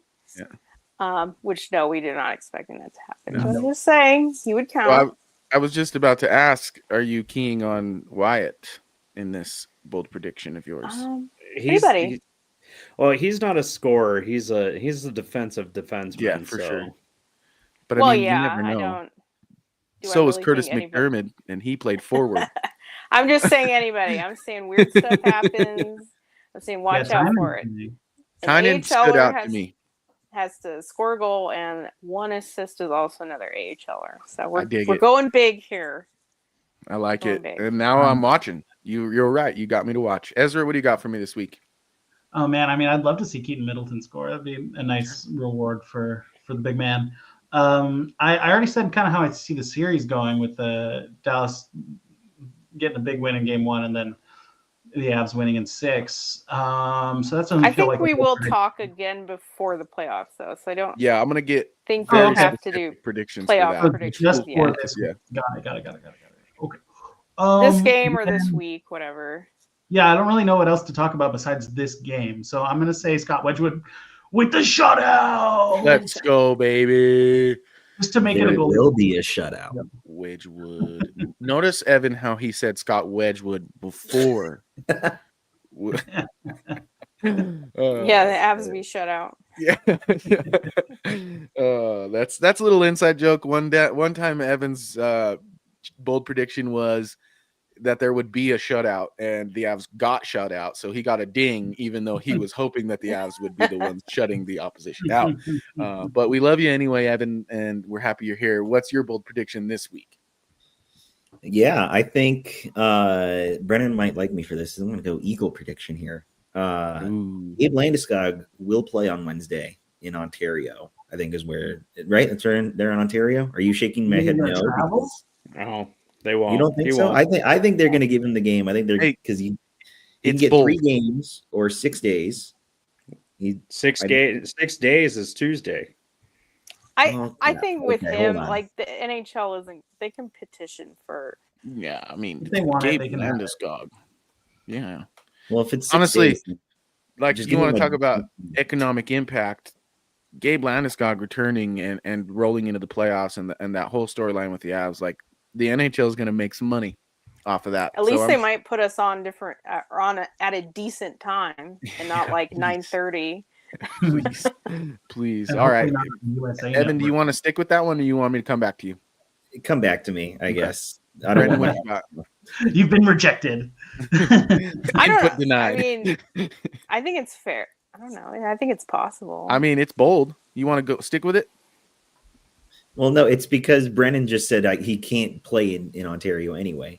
As of It's right just now. a 6-day limit. Yeah. But Yeah, they can 'cause it- petition. Like I think Shillington, I think he got an extension last year because he was sent down for conditioning, and I think he got an extension. So there you go. I think you should stick with it. Screw it, If then I'll anyone's- stick with it. Yeah. If anyone could petition and get an extension, the Landeskog Yeah, situation. for sure. I'll stick with it. I guess let me give my reasoning too, because the Avs don't play all week, right? Like they're probably going to want Landy to be moving in some sort. Sure, he can do it in practice, with the Avs all week, but you'd also probably want him to get some game time and experience not playing in front of a home crowd. Right. Granted, and I also think Ontario too is pretty good in the AHL compared to Henderson, so that would be a competitive game, probably more contact, more actual game like. And Eagles on the road is a little different life too. Yeah, exactly. So I think there is reasoning, at least in my mind, why that would happen. I like it. I do have an extra if we're all ready for an extra. Let's hear it. But we haven't heard Brennan's yet, right? So maybe No, I'll yeah, do it at the end. Okay, Brandon, what you I got? do have an extra. Okay, so it's going to be on the Ontario. Okay. But mine's not part of it. I'm going to respectfully disagree with Evan. Okay. But clinch Pacific Division with the Ontario game. The Pacific Division clincher. Yes, it will be their first in franchise history for the AHL at least. They only need 1 point, so they either need to take it to overtime or they need to just flat out win. Of course, baby. Yeah, so they've taken it to overtime several times with Ontario. The reason why I believe it won't be Landeskog in the lineup is because Ontario is fighting for seeding and they're a much heavier team. So the fear factor of him getting hurt during that game, because they were actually fighting to try and get into second place rather than Henderson, who was already eliminated. So Henderson was just a soft game as to at least. Yeah, sorry, brother, you're freezing. But you even mentioned that in the post-game presser with Schneekloth. You asked him, because we were sitting there in the cafeteria across the way from some staffers from Henderson Silver Knights, and they told you, quote, "It's just another game for us," which seems pretty wild for that to be your approach when Gabe Landeskog is coming to the ice. But that's to your point, which is that they weren't really in the mindset to be fighting for much. They were already on the cusp of elimination, and they weren't in fact eliminated. So Ontario is fighting for a second place spot compared to a third place spot. So I think essentially being on AHL national television should have been a little motivator. But... Great point. Great point. Great point. I loved to what Gabe said in the post, and I think we might end with some more Gabe as we go out, just to give the fans a little more of that interview. But he said that's what's so awesome about hockey is 1 minute you're headlocking a guy, and the next minute guys are saying nice things to you. And it seemed like Henderson was really cool to him on the ice when he came back. One of the guys at the first face-off said, like, welcome back, something to that point. And he said that a lot of the guys on the opposition were kind to him. And then, of course, we saw the Eagles themselves pouring water on him in the locker room after the game before he got the fancy hat, which I thought was a nice touch considering Gabe squirts water on everybody when they score hat tricks. And I was like, yeah, that's nice. That's cool. So, Evan, we got you for Landeskog in Ontario, but Brandon says maybe not. But Brandon, you got the Eagles clinching the Pacific Division in Ontario. So that just leaves me, and then Jackie will get to your extra credit bold prediction after. My bold prediction tonight is that, do we think Lekkonen's going to play before I say this? No. Yeah. Wait. No. Yeah. Who's coming out for? Wait, no, he Tynan? played yesterday. Did Lekkonen play yesterday? Yeah, Yes. he did. Okay, but then we have Tynan called up, so I guess that's a question of who's missing. Okay, but... then I'll do a two-piecer. Then that should satisfy if Tynan is in for him. I'll say Lekkonen scores 2 goals, or TJ Tynan scores 1. Okay, I think that's fair. Yeah. Okay, that's my bold prediction. And Tynan scoring would also sort of satisfy mine, but I need an assist. I was gonna say, especially if he gets a feed from Middleton, right? Then you'll get your ding right then and there, or a bite him out. Just saying. Okay, Jackie, what's your extra credit bold prediction? So I feel strongly enough about this. I don't bet, but if I ever have a real feeling, I get my husband to get the app out. There you go. And I told him, I think Kucherov's going to win the Hart Trophy.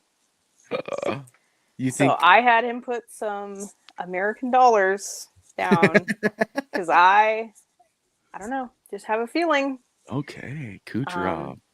Yeah. Did he pull ahead in the Hart race yesterday? Probably. No, not yet. I think he plays today. Well, yeah. Okay. But yeah, and the Art Ross. The odds for him winning was just like crazy. Like, I think it's going to be a real toss-up. I'm not saying I 100% think he's going to win, but I think it's going to be a toss-up. And to have his odds be as crazy as they were, like, it was at plus 5,000 when I told him. He didn't get quite around to it till it was like plus 2,500, but still. Yeah. That's pretty crazy for what I think it's going to be a toss-up. So usually when we do these, I'm like, I like it. I don't like that one, Jackie. I don't like that one. McKinnon's not winning it. So would you rather have Draisaitl win it? Nope. No way that Hellebuck's. I just don't think they're giving it to a goalie this year. Would you rather have Draisaitl or Kucherov win it? Other choice there. Other. I also had him put down Stanley Cup winner, and I'm not telling you who. Oh, she's keeping that one close. But to the list. I will have receipts too. If I'm right. I did too. This is their mascot. But you already knew that. So you right? all can wonder who I picked. Oh, I think I know. Can I guess, and just you can say maybe if I'm right. I'm just kidding. No, I think you're gonna. I think it's the Carolina Hurricanes, but that's just what I'm guessing. But you don't have to say it. We'll get that next week, maybe, or in the coming weeks. Yes, but like I said, I got receipts, so. Well, there are 1,300 and get this, 92 of you tuned in right now to our live broadcast of Mile High Hockey Lab episode number 100. It has been super real to be with you folks this entire time. Yeah, everybody show the stick real quick. Not like that, Evan or Brandon. And Brandon, I mean, here's the 100 episode stick. Look at that. We got one headed out to one of our winners So be Bad excited. cameo, if anybody saw that. Yeah. And hey, yeah, there you go, cameo. And then I have to spin the wheel one more time because we need to give away one more 100 episode box. So the keyword was sin bin. I kept everyone who had put in a keyword that hadn't won anything at all. And I took out the two winners, which were Bobby Ballantyne and Jack Bing. So let's spin the wheel one more time. I'll pull it up on the screen. And then we will end the show with the Gabe Landeskog interview. And we will be out on episode 100. So let us spin that wheel of winners, as I like to call it. Here she is. And here we go.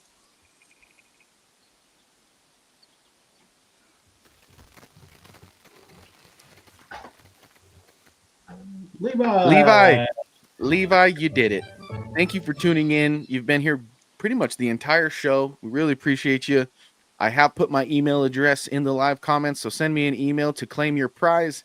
And I will get that hockey stick out the door and to you, hoping that you're not Evan's neighbor. Might have to take out a loan. But I'm just kidding, Evan. Like I said, that actually was funny to me because you warned me and I got there and she was, "Are you sure?" Like the post lady was like, "Are you serious? Like you want to do?" And I was like, "No, I'm cool." It was the same way when I moved out and I had to ship some things out. Yeah, they were like, are you sure? But at the post office, they see all kinds of stuff. Oh, Like yeah. they didn't think that was a real address or what? Yeah, she was just like, "Oh, well, okay, well, keep your receipt because if it's a minute late, you get a refund." And I'm like, "All right, thank you very much. Good to know." But folks, thank you so much for tuning in. I'm Adrian Hernandez. I do want to give all of you a quick second to talk about what you're working on these days, and give a sign off and maybe your words on episode 100. I'll start with you, Ezra. Sure. Yeah. Man, this has been so great, Adrian. Thank you so much for everything you do for the show and for this show specifically. It's been Appreciate it. really buddy. cool, and the boxes are so fun. Giveaways are incredible. I can't believe we give away real tickets. It's wild to me every time. So thank you for that, and thank you everybody for tuning in. I do a lot of comedy stuff. You can follow me at Ezra Partier on Instagram for that. A lot of stuff around LA. If you're in the LA area. As far as hockey goes, I'll be writing the defense preview on the MHH site this week, so tune in for that. And yeah, otherwise, go ahead.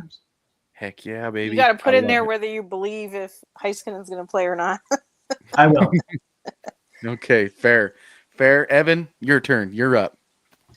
Well, I've been so busy with other things. Hockey's just kind of been on the back burner for me for a little bit.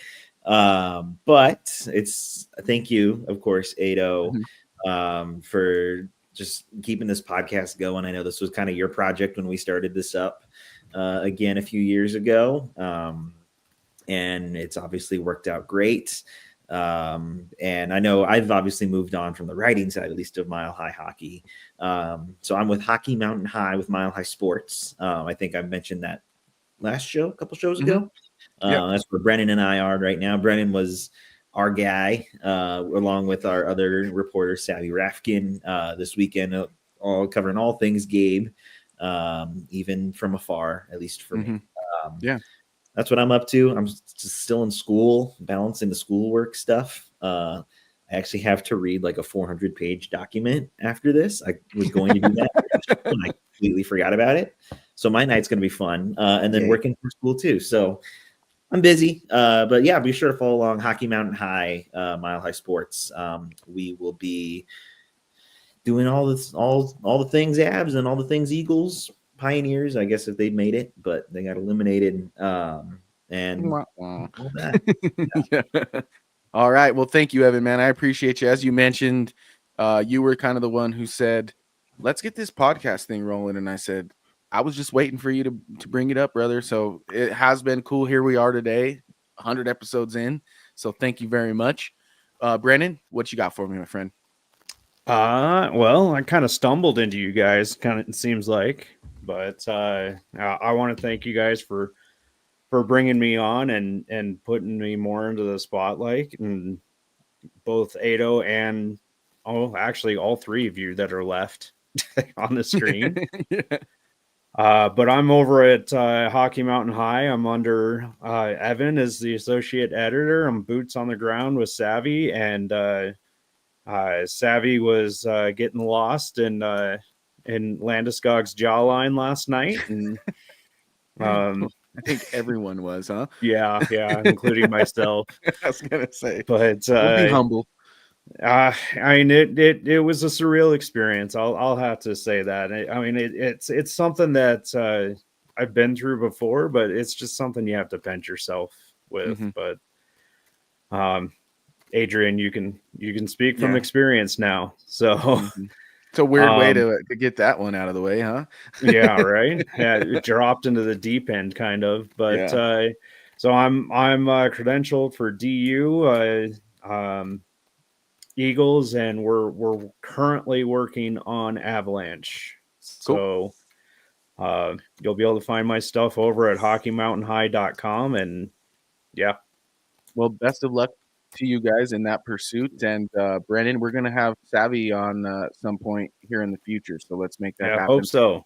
Yes, let's make that happen. And then last but definitely not least is the managing editor of our lovely website, milehighhockey.com, Jackie K. Tell us what you got going, what we can look forward to in the future, and give us your sign off. Well, as I mentioned earlier, we have our playoff preview week that we're going to have here. So we're going to be talking a lot of Avs, Dallas Stars. I think we're going to kind of switch it up and start with the roundtable. So look for that probably on Tuesday. And then we'll get into position preview, things like that. So hopefully we find out when the first game is soon. That would be helpful. Yeah, just thanks everyone for the support, sticking with Mile High Hockey through all the years and listening to our lovely podcast. We made it 100 episodes, so here's to the next, let's say, 1,000, right? Yeah, baby, gold stick. That's true. I'll have gold by that point. And Yeah. thanks for bearing with me. I know that sometimes what I say isn't the most pleasant to hear. I know that, winning and hype and joy is a lot more fun. So I know sometimes I'm not fun, but still, thank you for sticking with us, knowing that I might have a little bit different of a perspective. So I appreciate that, and thank you for reading all of our stuff. Thank you for following us on the socials, etc. We just want to keep things going, keep building the community.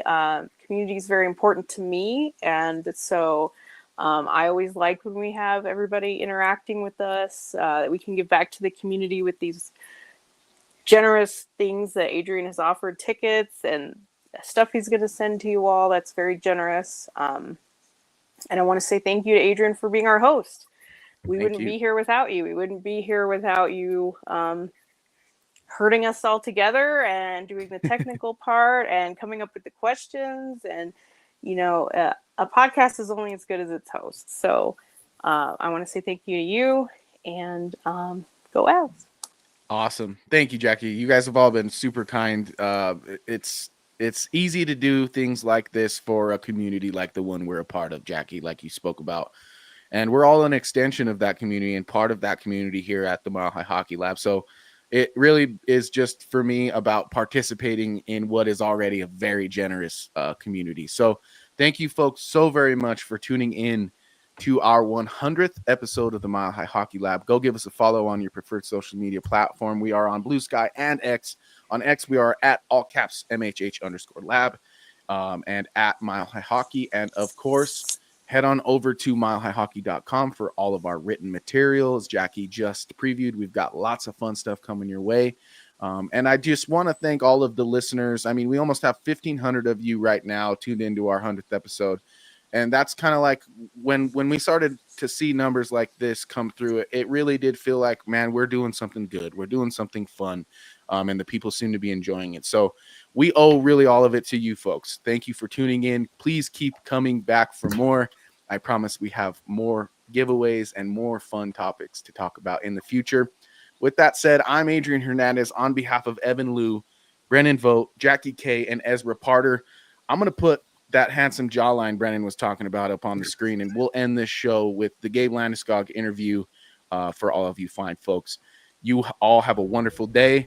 Thank you very much.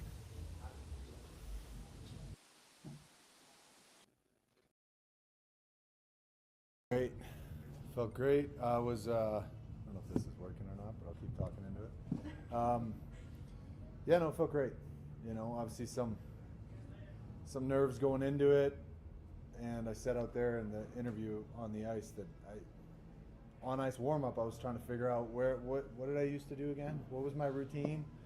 But I was just trying to enjoy it too, right? Like get out there and enjoy it, get into the game. And yeah, physically I feel great. You know, there's obviously it's the first game in a long time, so I got plenty of things to work on and get better at. But yeah, it was a lot of fun. Jesse, then Evan. Gabe, you said that you said out there on the ice, your body feels great, knee feels great. Emotionally, how are you feeling, and how was it to be back out there just in the fight with the boys? Yeah, it was awesome. I mean, I've been thinking about this for a long time, and you know, envisioning this and envisioning being in a competitive hockey game again, and obviously there were times where I didn't know if that was ever going to happen. So it felt great being in the battle again, and you know, on the bench, in the room, on the ice, you know, all the nuances of a hockey game. Really fun being back. Yeah, I can't say enough about obviously the support I felt from people all over the place, and the Avs organization throughout this whole thing, but the Eagles and Martin Lind and the organization that he's run here, and the fans for welcoming me with open arms. You know, it means a lot, and that's felt for sure. Evan, then Ryan. Gabe, you have a bunch of teammates here up in this crowd. Also, I know your family was here as well. What does that kind of support mean, just to be able to do this in front of those guys? Yeah, I mean, it means the world. You know, I said it before, and I say you're not doing this kind of a journey on your own.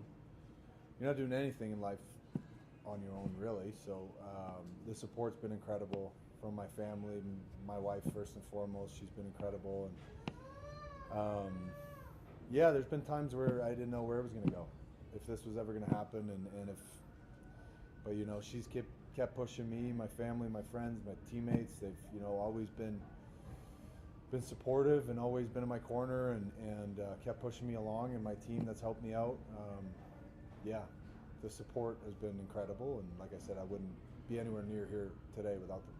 Over here, Gabe, go Ryan, then Pat. Hey, Gabe, just overall, the effort tonight, can you talk about what that was like for you? Obviously, you know, kind of keeping an eye on minutes, but going through the process, feeling comfortable, what the game speed and all that was like for you? Yeah, Schneeks and I had, you know, we had a conversation this morning about how we were going to approach this, and we just kept an open dialogue the whole game. And you know, he kept asking how I was feeling, if I wanted more, if I wanted less, and I was feeling good. So, and obviously the competitor in you comes out as soon as you put that jersey on, and you want to be a part of the game, you want to play, you want to make an impact. And I didn't know what the game was going to feel like, look like, structure, anything like that, but I thought it was really fun, and you know, like I said before, I got a lot of things to work on and improve on, and I found myself getting a little frustrated on the bench just because I wasn't making the right plays, or I wasn't skating or getting involved the way I wanted to. But also got to remember, it's the first one in a long time, so I guess I have to temper my own expectations a little bit. But I think the drive to get better and my will to continue to improve game by game here is not going to stop. So yeah, fun to sit down, and I got some other game tape to review now. First game tape to review in a long time, so I'll be excited to watch some fresh video finally. Pat and Megan. Gabe, welcome back. You were very emotional and when you laid out your journey in the docu-series. I guess, given where you were, maybe at your lowest point there, could you have envisioned that you'd be playing playoff hockey, possibly playing playoff hockey in a week? I mean, is that almost surreal? Yeah, I mean, like I said, there were times, a handful of times where I didn't know where it was going to go, and there were tough days, obviously, but I always had a kind of a clear vision of where I wanted to go. and that I think the deep belief never wavered. Really, obviously there are times where it go through waves, and sometimes you're really negative and you're really not seeing where the path is, and sometimes you'd find it and have all this motivation, inspiration, and you're just chugging along. But yeah, you keep putting the work in, and day by day you keep doing it and keep believing, and the days become weeks and the weeks become months, and finally years have gone by and now you're playing again. So I've always tried to kind of stay present, live in the moment, still going to do that, and yeah, that's what I wanted to do today is I didn't want to look too far ahead. I wanted to be here right now, enjoy it all, soak it in, and then you know, examine it, look at it,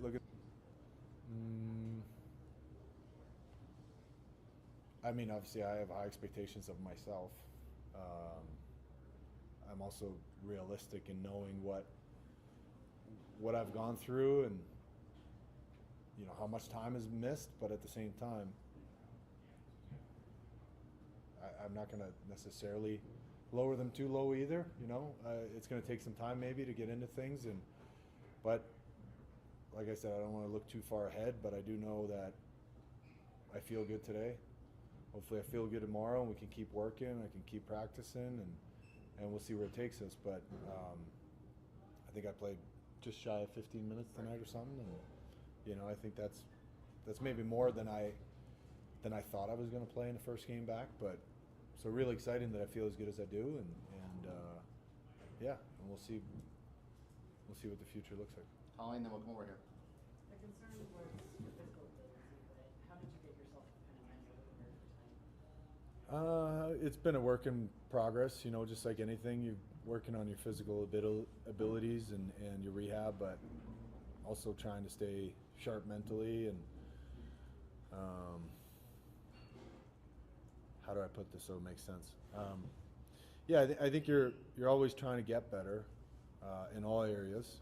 And for me, knowing that I've missed time and knowing that, you know, there's been ups and downs and a bit of a roller coaster.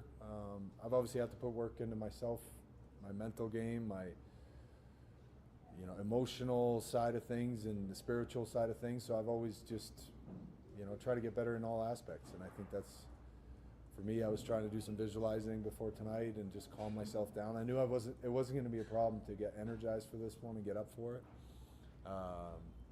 So if anything, I just had to kind of calm my nerves a little bit and, you know, do kind of my breathing routine and whatnot just to settle myself down. But yeah, I just went out there and tried to enjoy every second of it, and yeah, and I did. Front center, go ahead. Gabe, you just talked about expectations. Is there any sort of plan or just goal that you have for when you want to be back, you know, with the Avalanche? In general, is there kind of a bit of a tug of war with you between, you know, wanting to get back out there and also wanting to make sure you're healthy and put yourself back? Yeah, like I said, I think this is a step in the process, and it was, you know, obviously this was the first, and then we'll see what it looks like tomorrow, and then you know, we'll see what the schedule looks like moving forward. I don't know. I haven't planned too far ahead, but I'm excited about what the future looks like for me and for the Eagles and for the Avs, obviously. So yeah, we'll see. I wish I had a better answer for you. Obviously, I want to continue building on tonight, and that's what I'm planning on doing. Brennan. David, when was the moment that it hit you that I get to play a game today? I get to go to the rink and actually put on my pads rather than the suit today?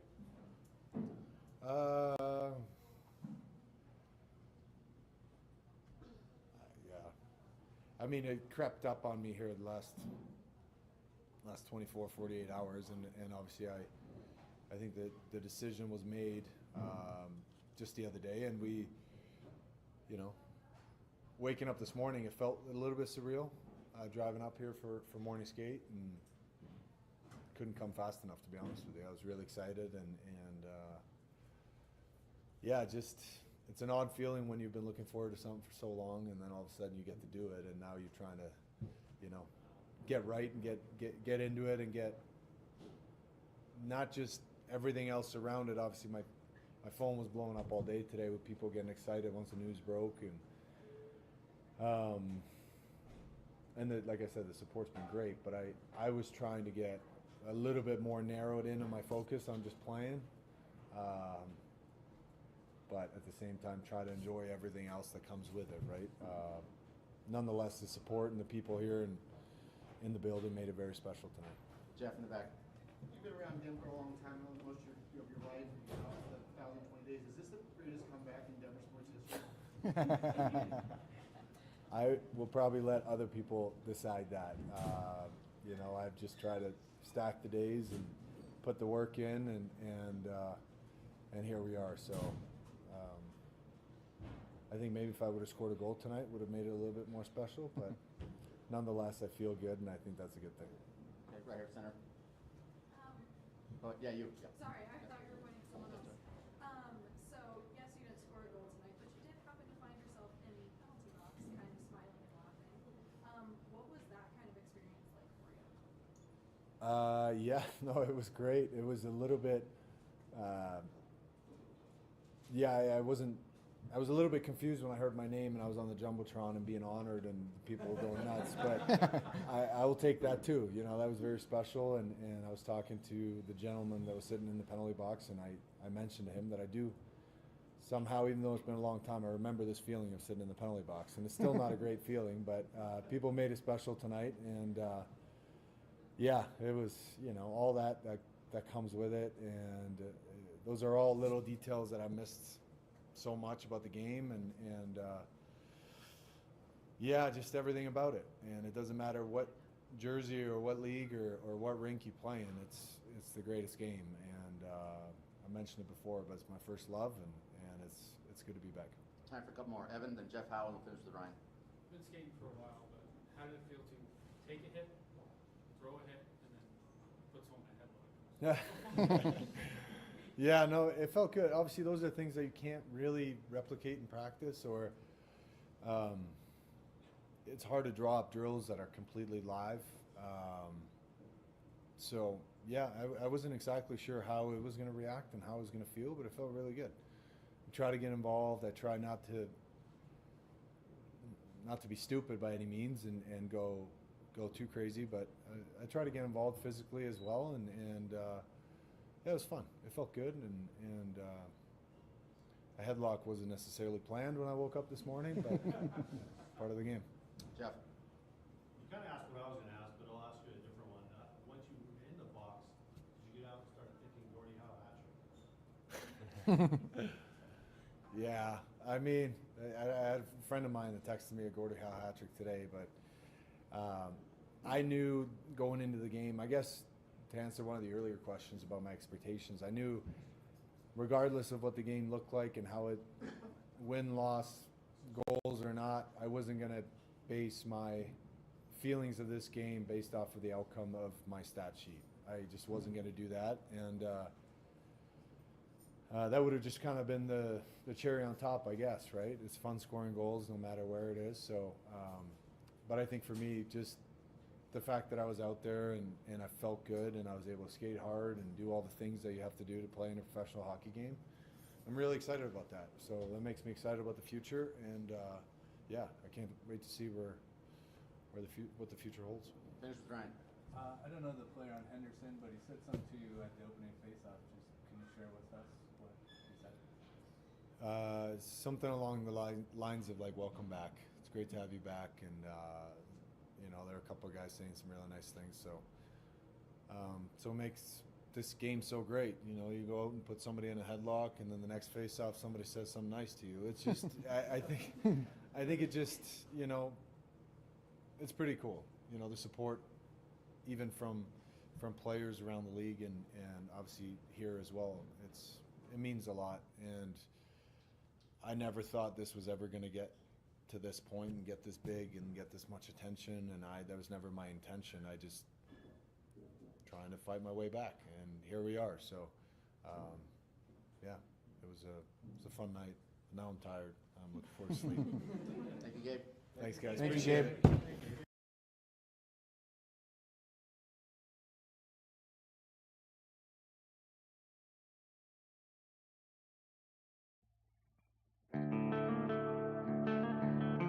Thank you for tuning into the Mile High Hockey Lab.